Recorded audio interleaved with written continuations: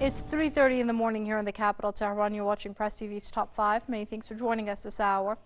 Now, Russia's envoy to the United Nations says all military actions in eastern Aleppo have stopped, and the Syrian government is now in full control of the city. Vitaly Churkin made the announcement during a heated UN Security Council meeting called by France and Britain. The military activities in East Aleppo have stopped, so there is no question about some sort of cessation of hostilities or special humanitarian operations. The Syrian government has established control over East Aleppo, so now the stage has come for practical humanitarian initiatives.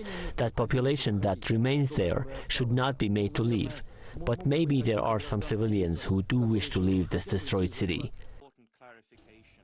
Churkin says the agreement is only for militants and civilians don't have to move out. He added that the militants would move to the directions they had chosen, including toward Idlib. The Syrian army says the evacuation of the militants will start at around 300 GMT. Militants have also confirmed the news. Authorities have put buses on standby in the Salahuddin district to help evacuate the militants and their families.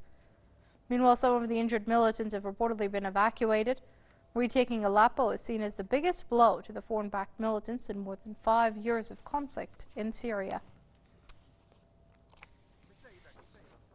Joining us now via Skype from Sydney is Jamal Daoud. He's a spokesperson of the Social Justice Network. Many thanks for joining us here on Press TV, Mr. Daoud. Now, the situation in eastern Aleppo, of course, is being presented differently by different parties. However, I'd like to get your view on what it means when Russia says that the Syrian government is in full control of eastern Aleppo now. The Aleppo victory has a very significant importance for the conflict as a whole, because Aleppo is the largest city in Syria, and it was the economic capital of Syria. The refugees from Aleppo had put a lot of pressure on infrastructure on all other major cities, including Damascus, Latakia, and Tartus. And now the liberation of Aleppo will relieve a lot of the congestion in other cities. It also has significance on the morale on both sides. Now I talked to a lot of people in Syria, and their morale is very high. And the faith of liberating the whole country from terrorists has restored and boosted. And the morale of the terrorists on the other sides and their supporters are very low, and we expect very swift victories in other cities when the Syrian army and its allies will start attacking the other cities to liberate them from terrorism.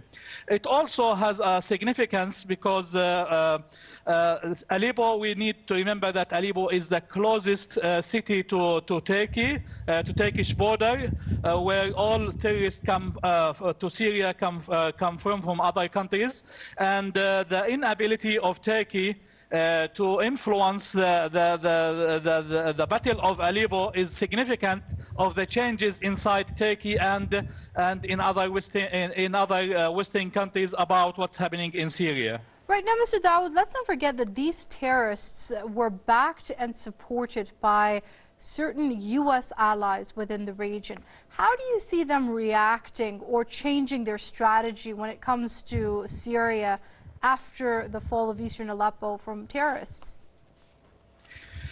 The fall of Aleppo, as I said, has a significance that the Trump factor will come into effect immediately after Trump will resume office in the White House, when he is vowing to cooperate with Russians and Syrians to liquidate terrorists.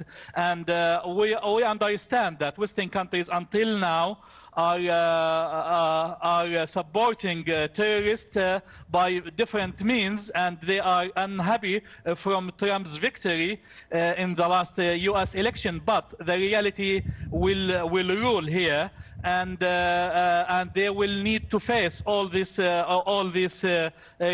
consequences.